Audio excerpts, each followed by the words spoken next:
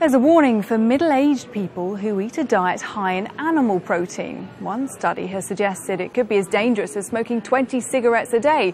Well, joining me now via Skype is nutrition expert and author Dr. Briffa. Dr. Briffa, what do you make of this study? Well, the first thing to say about it is that this study is actually what's called an epidemiological study, or sometimes it's referred to as an observational study. And so what the scientists are effectively doing here is looking at associations between things. So in this case, they're looking at the association between diet, specifically protein intakes in the diet, and risk of death, overall risk of death and risk of death from things like cancer or diabetes, for example. Now, the problem with these studies is that all they really look at is, as I've said, associations. And just because two things are associated with each other doesn't mean one is causing the other. You know, you can have studies showing a link between, I don't know, ice cream sales and shark attacks. That doesn't mean to say that ice cream causes shark attacks, but you could see how they might be associated. The weather gets warmer, we buy more ice cream, more likely to go into the sea, more likely to suffer a shark attack, do you see? And all of these studies, these epidemiological studies, basically are flawed because of this fundamental issue. But that's not the only issue with the study, because what the study appeared to show is that higher protein diets, specifically more animal protein in the diet, was associated with an increased risk of death, particularly from cancer, up to the age of about 65. And then after that, the association completely flips over. And what it showed was that the higher protein intakes are associated, again, associated, it doesn't mean anything, after that age with a reduced risk of death. So we led to believe that up to about 65, if we eat more protein, we're going to kill ourselves. But after that, we're saving our lives by eating the very same diet. It doesn't really stand up, I think. Very interesting. So you would argue that correlation certainly doesn't mean causation. But sticking to the idea of this high protein diet now, to you, what do you consider a high or large amount of protein that would be detrimental to one's health? Well, I'm not sure we actually know that. And the problem is that, again, a lot of this data, when we start talking about protein intakes and health, has come from these very same, what we call epidemiological studies. And in fact, if you look, one of the authors of this study made quite a strong pronouncement. Okay, so first of all, the study recommends that we should be reducing our protein consumption to a certain level. Okay, but how they can do that on the basis of a study of this nature is beyond me, quite frankly. So, for example, Dr. Valtolongo, one of the authors, says this. Okay, so I've got it here, a quote from him: "We provide convincing evidence that a high protein diet, particularly if the proteins are derived from animals, is nearly as bad as smoking for your health." So he says, we provide convincing evidence. No, they haven't. And no evidence of this nature can be convincing because of the very nature of it, if you like. So we don't know really what is optimal protein intake, what is too high. And also that's likely to vary a little bit from person to person, of course. So the answer is we don't know. And then to make a pronouncement like this is not only unscientific, it's potentially very misleading. Seeing as we don't know what the best amount of protein to eat each day is, how do you advise people that look to you for that, for exact guidance on what kind of diet to follow? So my general advice is to base the diet on foods that are relatively natural and unprocessed. So that includes things like meat and fish and eggs, which are relatively high protein foods, nuts, fruits and vegetables, for example. What I'm not really into is the idea that the diet should be based on carbohydrate, and specifically those starchy carbohydrates we're told are very healthy for us, when in fact they're actually very disruptive generally to the body's chemistry in a way that predisposes... Give us an example of a starchy carbohydrate that would play havoc with our blood sugar levels. You know, bread, potato, rice, pasta, breakfast cereals.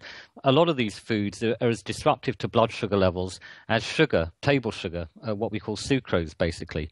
And I don't think, you know, the idea that, you know, we should be cutting back on these foods, that we should be basing our diet on these particular foods and then cutting back on foods relatively rich in protein and fat is, again, either scientific or particularly beneficial to public health.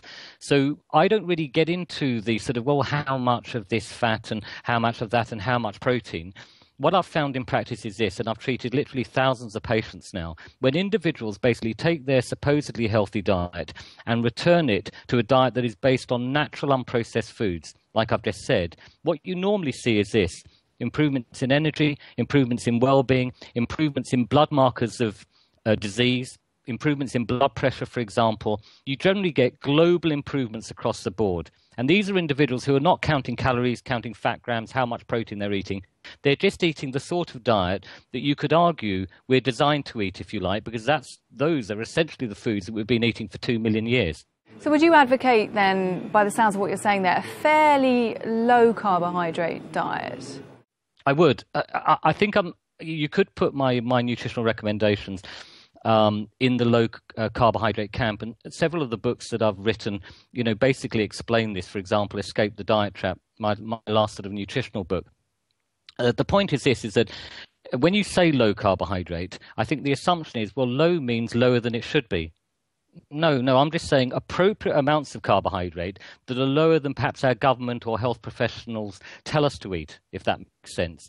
I don't think I'm an extreme low carber. Some people recommend eating hardly any carbohydrate at all. I'm not in that camp. And I do believe that some carbohydrate in the diet is generally beneficial. The idea, though, that the diet could be somehow based on carbohydrate, including whole grains and starchy carbohydrates, I think is just a fallacy. So give us an idea of just to contextualise this, what would be a recommended meal that you would have, say, for breakfast? What would be the ideal breakfast for you? Well, here's an example. If someone, for example, wanted something relatively quick and easy to eat, they could take a full-fat plain yogurt, like a Greek yogurt, full fat though. I'm not fearful of fat found naturally in food, okay? There's no evidence pinning it to either obesity, really, or even heart disease. So if you took that, for example, relatively protein-rich, fat-rich, quite sustaining, quite satisfying, and chucked some berries and maybe some nuts into it, then you've got a pretty decent start to the day relatively easily and relatively cheaply. Another alternative might be, for example, if people have a bit more time, is to eat something cooked, something based on eggs, an omelette, maybe even bacon and eggs, for example, or smoked salmon, if you're looking for something probably a bit healthier than bacon. No grains there, I see. Is that because of the impact on our blood sugar levels? Yes, mainly because of that, because it's not just that. I mean, bread, for example, as I mentioned earlier and alluded to, is really disruptive to blood sugar levels. So part of the problem is you get these peaks of sugar as a result of eating grains that have a couple of major effects. Number one, after that big peak, you can secrete a lot of the hormone insulin, which can drive blood sugar levels down to lower levels, which causes what? Well, people to be hungry again, usually, unduly hungry when they shouldn't be really, and also possibly lower in energy and mental energy, okay, for example.